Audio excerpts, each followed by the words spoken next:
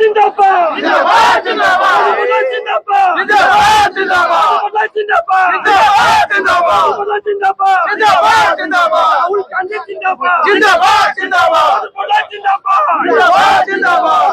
জিন্দাবাদ এই বিজেপিৰ নেতা হিমন্ত বিশ্ব শৰ্মা জাতীয় লোকসকলে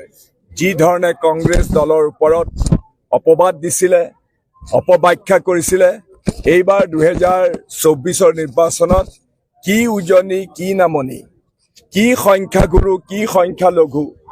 কি বিভিন্ন ভাষা ভাষী ধৰ্ম জাতি জনগোষ্ঠীৰ মানুহে একেলগে বৰ সুস্পষ্টভাৱে জনাদেশ দিলে। এই জনাদেশে আজিৰে পৰা অসমৰ ৰাজনীতিত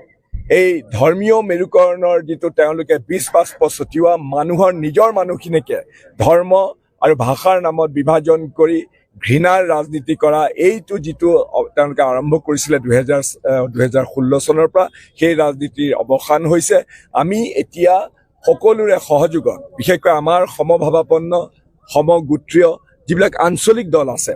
তেওঁলোকৰ সহযোগত আমি নতুন উদ্যমেৰে সৈতে, আমি সাহসেৰে সৈতে এই বিজেপি চৰকাৰক অপসাৰণ কৰি 2026ত কংগ্ৰেছ নেতৃত্বাধীন চৰকাৰ গঠন কৰাৰ যাত্ৰা আজিৰে পৰা আমি আৰম্ভ কৰিলোঁ। এই বিজেপিৰ নেতা হিমন্ত বিশ্ব শৰ্মা জাতীয় লোকসকলে যি ধৰণে কংগ্ৰেছ দলৰ ওপৰত অপবাদ দিছিলে, অপব্যাখ্যা কৰিছিলে, এইবাৰ 2024 নিৰ্বাচনত কি উজনি কি নামনি, কি সংখ্যাগুৰু কি সংখ্যালঘু, কি বিভিন্ন ভাষা ভাষী ধৰ্ম জাতি জনগোষ্ঠীৰ মানুহে একেলগে বৰ সুস্পষ্টভাৱে জনাদেশ দিলে। এই জনাদেশে আজিৰে পৰা অসমৰ ৰাজনীতিত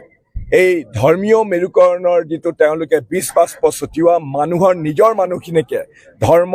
আৰু ভাষাৰ নামত বিভাজন কৰি ঘৃণাৰ ৰাজনীতি কৰা এইটো যিটো তেওঁলোকে আৰম্ভ কৰিছিলে 2016 চনৰ পৰা, সেই ৰাজনীতিৰ অৱসান হৈছে। আমি এতিয়া সকলোৰে সহযোগত, বিশেষকৈ আমাৰ সমভাৱাপন্ন সমগোত্ৰীয় যিবিলাক আঞ্চলিক দল আছে তেওঁলোকৰ সহযোগত আমি